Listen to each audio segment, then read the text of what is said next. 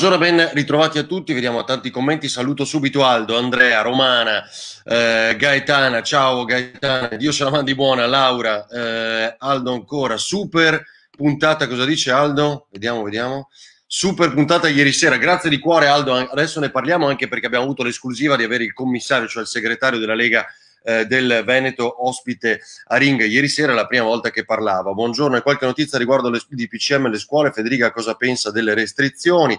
Adesso vediamo un po', è quello che vuole già chiudere le scuole, Zaia mi sa che lo seguirà. Buongiorno direttore presente, ciao Gabriele, Cinzia, buongiorno Ferdinando, buon lavoro, Ombretta, buongiorno, ciao a tutti, condividete mi raccomando, c'è il canale YouTube al quale potete iscrivervi per rivedere poi le cose e anche quello di Telegram. Buongiorno Ferdinando, sempre un piacere, grazie di cuore Romana. Adesso proviamo a guardare un po' insieme quello che succede. Ciao Alan, quello che succede sui giornali, perché abbiamo tantissime cose da commentare oggi, è bellissimo, il virus è ovunque, ci sono le varianti, si pensa di chiudere di nuovo ogni cosa, di tenerci blindati fino al 6 aprile, ma intanto sui giornali ci sono anche tante altre notizie bellissime da commentare, bellissime, oddio, insomma, però da commentare, almeno si parla anche d'altro. Prima di arrivare a Stefani, quindi quello che ha detto del fatto che la Lega di Salvini decide che il Veneto deve avere 0 sottosegretari e soltanto un ministro leghista che è alla disabilità ed è Erika Stefani. Vediamo cosa ci dice l'omonimo Alberto Stefani ieri a Ring. Ci sono un po' di cose.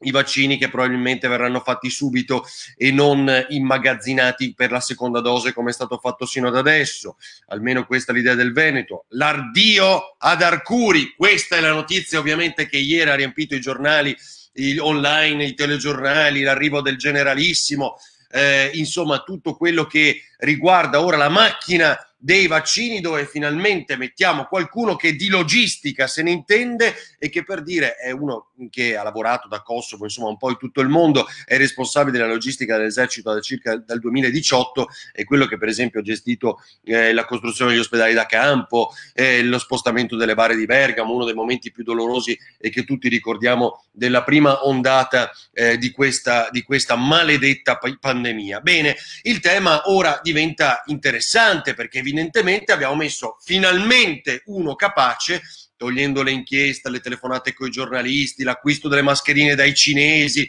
tutto quello che è stato fatto fino ad adesso, ora è in capo a questa triade, diciamo, Draghi, Gabrielli, Curcio anche in realtà della protezione civile, quindi l'ex capo della polizia, ora uomo di fiducia di Mario Draghi, ma soprattutto adesso il generale, appunto, che seguirà Figliuolo, che seguirà tutta la macchina della vaccinazione e finalmente non c'è più Arcuri che dovrà gestire tutto questo. Con l'attesa ovviamente in queste ore di quello che sarà il DPCM, del quale tanto si parla. C'è la polemica già che riguarda la scuola, vedo che appunto qualcuno ce lo chiede come Manuel per capire un po' che cosa sarà deciso. Ieri sera il 70% delle persone che hanno risposto al sondaggio di Ring ha detto che non vuole la chiusura delle scuole subito, quindi non sarebbe d'accordo con la linea Zaia, Federica per esempio, che sostengono come meglio chiudere subito la scuola e per evitare una lenta agonia, perché appunto i contagi si stanno rialzando. Ma è imperdibile, arriviamo anche al tema della nave Mare Ionio, pagata secondo la procura che vuole indagare a Ragusa di 125.000 euro per il famoso trasbordo di alcuni migranti che erano fermi a bordo di una nave danese da oltre un mese l'estate scorsa. Ieri abbiamo parlato di tantissime cose, vi sottolineo, anticipo solo una di queste invece sui giornali oggi, il Corriere del Veneto, la Cattelan, che è la professoressa, la dottoressa responsabile di malattie infettive a Padova, che dice: ma cari miei, non demonizzate le passeggiate, non demonizzate le passeggiate, cioè è una non è una virologa da laboratorio, cioè è una dottoressa che è in reparto, che è responsabile del reparto da credo almeno 10 anni, se non di più, e cosa fa? Dice: non demonizzate le passeggiate. Sapete perché dice questo? Perché dice che ovviamente quello che abbiamo detto anche ieri più volte in questo appuntamento tutti insieme, che fa bene, anche oggi c'è il sole qui a Treviso almeno, ci prendiamo e facciamo una passeggiata, basta mantenere le distanze, basta farlo in sicurezza, basta non stare assembrati, basta non abbassare la mascherina, igienizzarsi le mani, ma non demonizzate le passeggiate. Perché lei, che non ha neanche avuto il tempo di leggere i giornali, già immaginava le polemiche del lunedì e dice: ma cari miei, la passeggiata fa bene, porta buon umore, è moto, è esercizio fisico, è vedere un paesaggio, è tutto, è anticorpi, dicevamo ieri anche in qualche maniera estremizzando, e la dottoressa, che non è un virologo, lo ripeto, e lavora in prima linea, dice oggi sul Corriere del Veneto, leggetevelo, non demonizzate le passeggiate. Era veramente una delle cose che volevo sottolineare questa mattina. Impossibile che la variante prende solo l'Italia e le altre nazioni sono libere. No, non è così però, Romana, perché un po' tutte le altre hanno avuto la variante forse prima di noi, e il problema è che gli altri, se parliamo dell'Inghilterra, che appunto la variante l'aveva avuta prima di noi, vaccina 600.000 persone, fino a 600.000 persone al giorno, che dovrebbe essere il nostro obiettivo. Meraviglioso. Poi Renzi, marzulliano, che intervista se stesso, fantastico.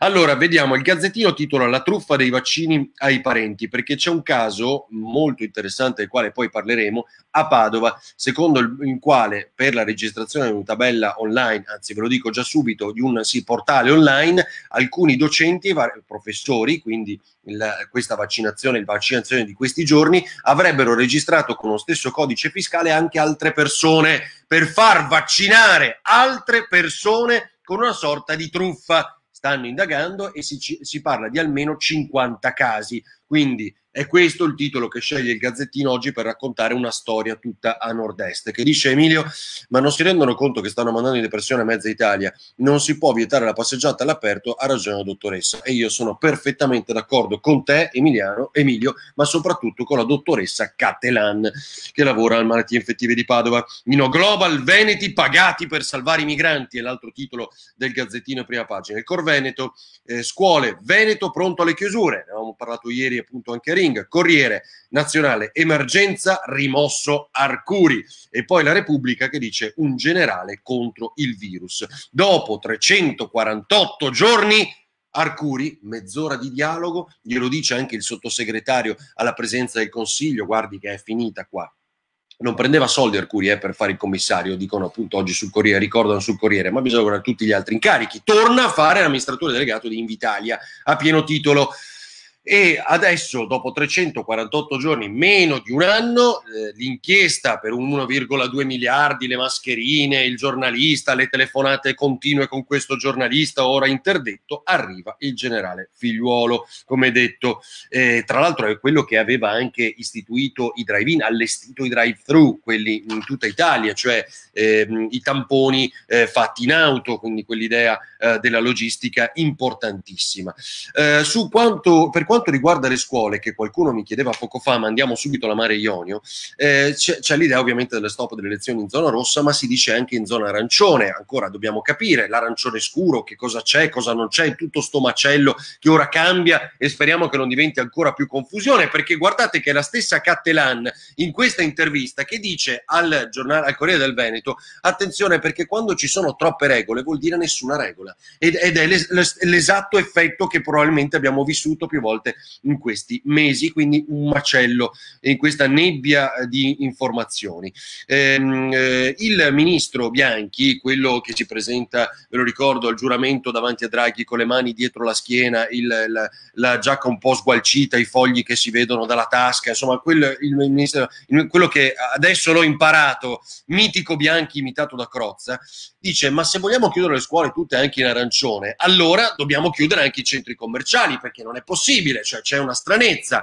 Scusate una domanda, dice Rioma su Instagram, ma perché i ristoranti possono stare aperti a mezzogiorno e alla sera devono stare chiusi? Cioè, dove a mezzogiorno mangiano 40 persone non lo possono fare alla sera? Questo ce lo stiamo domandando da mesi. Il problema è che c'è paura per l'eventuale allentamento dell'attenzione, perché poi bisogna cambiare il coprifuoco, come in Sardegna, dove il coprifuoco chiaramente è stato spostato perché è la prima regione bianca da ieri, lo sapete. Leggo un paio di messaggi, andiamo alla Mare Ionio, pagata secondo la procura per portare i migranti. La Cattelana è una persona di buon senso, dice Aldo. Domenica scorsa sono andato a passeggiare anch'io, guarisce l'anima, almeno sono perfettamente d'accordo con te, Aldo. Cosa ne pensi dell'India che ha rifiutato il vaccino Pfizer? Alan, non ho competenze in questo. Ho scoperto l'acqua calda, l'aria, il sole e la salute per il nostro corpo, fate respirare, dice Oksana. Certo. Cosa dice poi Tonino? Dopo che scoprono questi signori che fanno la truffa dei vaccini per i fatti loro, cosa gli faranno? Niente, perché questa è l'Italia. Vedremo, insomma, questa indagine di Padova che citavo, Tonino, è molto interessante. Edo, nuovi dati, 25% di contagi portati dalla scuola. Usare il metodo Israele, non puoi dire che è la scuola.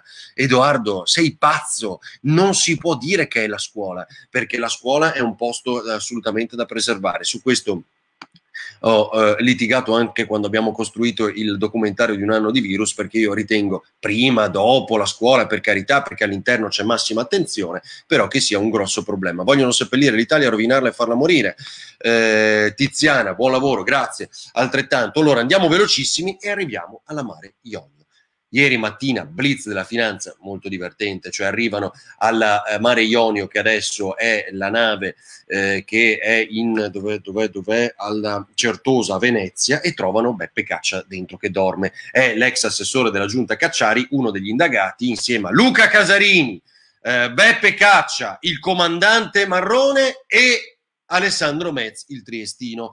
Bene, tutti questi sono indagati perché la procura sta cercando di capire se davvero nell'agosto dello scorso anno, era il 5 agosto, nel momento in cui la nave danese trova questi migranti in mare, li prende con sé ma resta bloccata un mese, allora c'è uno scambio continuo di telefonate, ricostruisce la procura di Ragusa, tra la nave danese e la Mare Ionio, e non capiscono come mai c'è questo scambio continuo. Poi magicamente la Mare Ionio prende il largo e arriva nei pressi della nave danese dopo aver imbarcato in acque internazionali un medico, dice la procura. Quindi c'era evidentemente una mossa un po' architettata, studiata. A quel punto imbarcano i 27 e li portano a Pozzallo. Ora c'è un bonifico verso la Mare Ionio e sarebbe parte lesa la SOS Mediterranea, secondo la procura, che è la ONG, mi pare, che poi gestisce sta nave. Insomma, comunque quelle sono tutte cose più tecniche. Un bonifico di 125.000 euro nei confronti della Mare Ionio, sotto la dicitura, ve la leggo, servizi portuali, pagati dalla nave danese, pagati dall'armatore danese. Quindi l'armatore danese, che si libera perché è un costo star fermi con 27 migranti a bordo che hanno raccolto perché erano in mare mentre erano in altre faccende affaccendati, stanno fermi un mese, dopo un tot che hanno quei migranti li hanno trasbordati sulla Mare Ionio, magicamente arriva un bonifico dai danesi alla Mare Ionio. E su questo che indaga appunto per servizi portuali, indaga la procura di Ragusa. Per associazione delinquere finalizzata al favoreggiamento dell'immigrazione clandestina. Casalini tra l'altro dice ovviamente fango, cita anche il caso di Trieste per esempio, cioè dei due anziani che si prendevano cura dei migranti appena arrivati in città. Ricorderete, per gli amici triestini, Piazza Libertà, lì dove la linea d'ombra appunto si prendeva cura di questi migranti, per i quali c'è un'inchiesta ora molto grossa appunto anche a Trieste. Trasbordo dopo la chiusura di un accordo commerciale, scrive nella sua memoria il procuratore di Ragusa, e questo è quello che appunto accade tra il 5 agosto e l'11 settembre dello scorso anno, nel momento in cui passano appunto sulla nuova nave. Ma io vado in controtendenza, sai già, Edo, per la scuola. In Florida mia figlia e i nipoti vanno a scuola, hanno facoltà di scegliere se a frequenza o in DAD, lavorano, vanno in palestra, negozi aperti, centri commerciali, pure qua noi il terrore. Ho capito, ma quante persone hanno vaccinato in America, Nirvana? Manuel, buongiorno Ferdinando, perché non si parla della terapia domiciliare? Intervista Zaia su questo. Sì, le cure domiciliari, è vero. Ciao, sempre un piacere sentirti, grazie di cuore Mariucci, Gabriele ancora, quanti lavoratori sloveni, croati transfrontalieri vengono controllati i confini? Esiste un controllo, abbiamo detto tante volte anche questo, vero Gabriele? Vediamo Massimo se le scelte eventuali e restrittive del governo Federica verranno subito cancellate dal PCM governo come ultimamente accadeva. Io credo Massimo infatti che proprio per questo sia Federica che Zaia stiano facendo degli appelli al governo per dire qua dovete prendere una decisione voi sulle scuole, cioè ci dica il comitato tecnico scientifico, il premier Draghi, il presidente, il capo della protezione civile nuovo, chi deve essere il generale Figliuolo, che cosa fare di queste scuole. Meriti un canale nazionale, no Sandro, già rifiutato in passato, grazie. Sacer Cering, nonostante Sanremo, Aldo, certo, ci rivediamo alle 21:15 su Antena 3, Israele vaccinati prima gli studenti docenti per permettere di andare a scuola sicuri, non ci vuole un genio.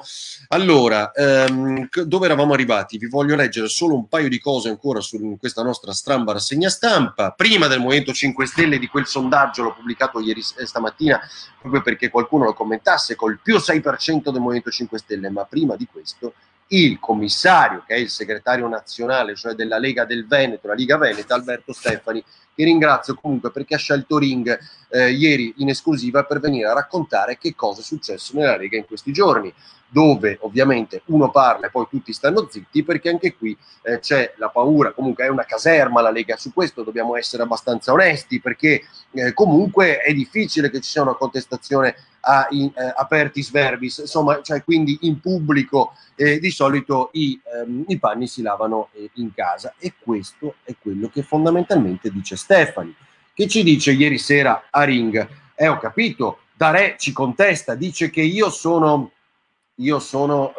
inesperto perché giovane, segretario, sindaco di Borgoricco, parlamentare perché è onorevole alla Camera dei Deputati, è commissario della Lega in Veneto, della Liga, segretario nazionale, e lui ovviamente non avrebbe ottenuto il sottosegretari, perché la Lega, ripeto, ha un solo ministro, nessun sottosegretario, ed è il ministro per la disabilità.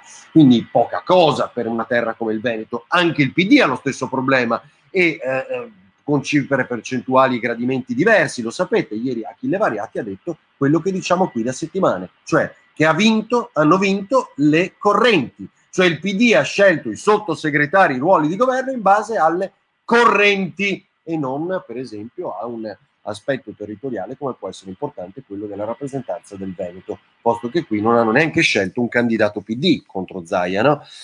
E Stefani ci dice, per quanto riguarda la Lega, il Veneto ha 4 ministri, ma solo uno quello della Lega, però, caro Stefani, e 2 presidenti di commissione, Ostellari alla giustizia e Vallardi per l'agricoltura. Quindi sono ruoli importanti nelle commissioni in Parlamento, non c'è alcun dubbio. Le polemiche le dobbiamo discutere in casa, valuteremo nelle sedi opportune. Questo dice Stefani, valuteremo nelle sedi opportune. Quindi vuol dire che Dare, ora europarlamentare, già gran capo della Lega, della Liga Veneta, rischia di essere defenestrato, rischia di essere sanzionato per aver detto il nostro commissario paga l'inesperienza. Intanto Stefani in un passaggio è stato molto chiaro, ci ha detto guardate che in questi casi decide il segretario nazionale, federale, cioè è Salvini che ha deciso i sottosegretari, non è che c'è molta trattativa da fare con il commissario del Veneto, i sottosegretari li decide Salvini, punto stop. Fatto sta che la Lega del Veneto ha un solo ministro e non ha sottosegretari. Questo vale anche per il caso Fregolente, la senatrice che ha preso il bonus di 240 euro per l'asilo nido, e poi ovviamente è stata scoperta una senatrice che prende il suo bello stipendio e si prende anche il bonus, ovviamente una vicenda piuttosto ridicola. Movimento 5 Stelle, avete visto, ho già guadagnato 6 punti percentuali, cioè il Movimento 5 Stelle che continua a litigare perché da una parte c'è Grillo col suo casco, lo sbarco di Grillo a Roma e sembrava arrivato dalla luna, arriva lì e dice il capo è Conte, e quindi se il capo è Conte noi ci domandiamo, e l'abbiamo chiesto ieri sera alla consigliera regionale Baldin, scusi ma voi non avete votato perché ci sia un direttorio, e allora adesso si va avanti con questo contrasto. Dice SVG che dal 15-16 cos'era sale al 22% il Movimento 5 Stelle solo perché adesso si paventa, sarà così, la leadership di Giuseppe Conte, che e serve anche a recuperare quelli che hanno già rischiato, diciamo, hanno già visto la propria espulsione, potrebbero riavvicinarsi perché è la pillola che serve per accettare il governo Draghi. Quindi accettate il governo Draghi, avete votato contro, ma noi vi mettiamo Conte leader e Conte leader piace ai grillini e per piacere vuol dire che si è mandato un segnale agli espulsi, immagino anche al Vise Maniero, il Veneto, così Raduzzi e la Spessotto, come si chiamano, che potrebbero ritornare al Movimento 5 Stelle, benché espulsi, perché il leader è Giuseppe Conte e il Movimento 5 Stelle lo hanno fatto capire in queste ore, è pronto a riaccoglierli. Ciao Antonella, buongiorno, ben trovata. Bledi, che ci dici? Allora, se il Movimento 5 Stelle avesse tenuto già dalla rottura con la Lega, il leader Conte oggi sarebbe stato anche qualche punto in più. È probabilissimo perché era il leader più gradito in Italia prima di Draghi e poi è graditissimo al Movimento 5 Stelle. Ha ragione Bledi, da quando è nato lo si dà per spacciato, ma in realtà è forte in salute, dice il Movimento 5 Stelle. 3 in quel tabellone manca la percentuale che traina Dibba, da non sottovalutare perché porta con sé un buon elettorato del centrodestra. È molto probabile, Bledi, questo è vero, a meno che quell'elettorato di centrodestra stai citando il sondaggio che abbiamo pubblicato sulla pagina qui, quello di SVG, non è una forza politica rappresentata, non c'è ancora un partito, se dovesse mai fondarlo appunto, e quindi non viene pesato nei sondaggi, però probabilmente, anche se non è che porta con sé il centrodestra, quel centrodestra o è moderato e è d'accordo che si stia con Draghi, oppure è un po' più forte, diciamo, nella propria idea di opposizione e quindi sta con Fratelli d'Italia, quindi non è detto che se lo tiri dietro Di Battista. Quindi l'amnistia per i grillini espulsi dal PD ovviamente fanno sapere un'altra cosa. Ieri c'era la direzione di Zingaretti, mi pare, no? Che il ruolo di federatore del centro-sinistra, delle forze PD, Movimento 5 Stelle, lei non lo può più fare Conte, perché è diventato il leader del Movimento 5 Stelle. Sentite l'ultima cosa che vi volevo dire, ci rivediamo poi sul sito ferdinandoavarino.it, stasera Ring. Oggi parleremo della scuola molto, perché avremo anche l'assessore all'istruzione Elena Donazzan a Ring. È questa preoccupazione che abbiamo citato già ieri della boom di richieste per gli aiuti economici. Lo fa sapere la CGIL di Treviso con la mia amica Monica Giomo, che dice: ragazzi miei, più 6,9% rispetto al 2019 con 2.600 reddito di cittadinanza, pensione di cittadinanza solo a Treviso, 2.348 di reddito di emergenza, 300.000 ore di cassa integrazione, meno 20.000 assunzioni, 1.000 domande per il bonus del gas, 1.000 domande per il bonus della luce. Cioè questo è il paese reale. Questo è il paese reale e questa la difficoltà, per cui noi non possiamo più perdere nemmeno un minuto. Ci vediamo sul sito ferdinandoavarino.it. Ciao a tutti, grazie, condividete mi raccomando e ci vediamo poi questa sera alle 21:15 su Antenna 3 per Ring. Ciao ciao.